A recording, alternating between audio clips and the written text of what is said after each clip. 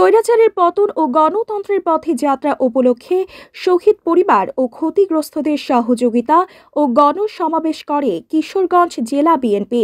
এই সমাবেশকে কেন্দ্র করে জেলার ১৩টি উপজেলা থেকে বিএনপির নেতা কর্মীরা সমবেত হয় পুরাতন স্টেডিয়ামে।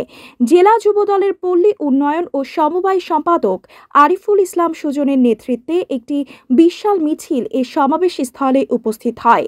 সোমবার বিকেলে কিশোরগঞ্জ শহরের পুরাতন স্টেডিয়ামে জেলা বিএনপি গণসমাবেশের আয়োজন করে।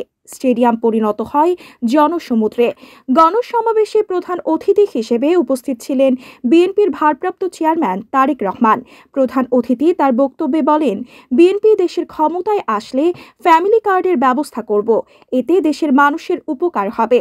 তিনি বলেন, কিশোরগঞ্জের হাওরের যে বোরো ধান উৎপাদন হয় তা বাংলাদেশের 16% চাহিদা মেটায়। আমরা ক্ষমতায় আসলে আধুনিক পদ্ধতি ব্যবহার করে এই ধান উৎপাদন আরও বাড়ানোর চেষ্টা করব। হাওরে অনেক মাছ উৎপাদন হয়, কিন্তু রপ্তানি করা হয় না। বাংলাদেশের পোশাক যদি বাইরে রপ্তানি করে বৈদেশিক মুদ্রা অর্জন করা যায়, তাহলে মাছ রপ্তানি করেও বৈদেশিক মুদ্রা দেশে আনা সম্ভব। তিনি আরও বলেন, আরেকটি খাদ্য কিশোরগঞ্জের অষ্টগ্রামে উৎপাদন হয়, যেটা হলো পনির। এই পনির দেশের আর অন্য কোথাও উৎপাদন হয় না। এই পনিরও বিদেশে রপ্তানি করে বৈদেশিক মুদ্রা দেশে আনা সম্ভব।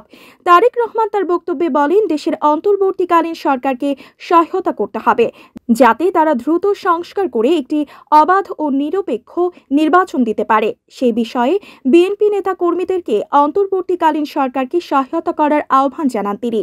ময়মনসিংহ বিভাগীয় বিএনপির সাংগঠনিক সম্পাদক ও জেলা বিএনপির সভাপতি মোহাম্মদ শরীফুল আলমের সভাপতিত্বে বিশেষ অতিথি হিসেবে বক্তব্য রাখেন স্থায়ী কমিটির সদস্য নজরুল ইসলাম খান, চেয়ারপারসনের উপদেষ্টা অ্যাডভোকেট ফজলুর রহমান, যুগ্ম মহাসচিব সৈয়দ ইমরান সালেহ প্রিন্স, ময়মনসিংহ বিভাগীয় বিএনপির সহ সাংগঠনিক সম্পাদক ওয়ারেস আলী মামুন।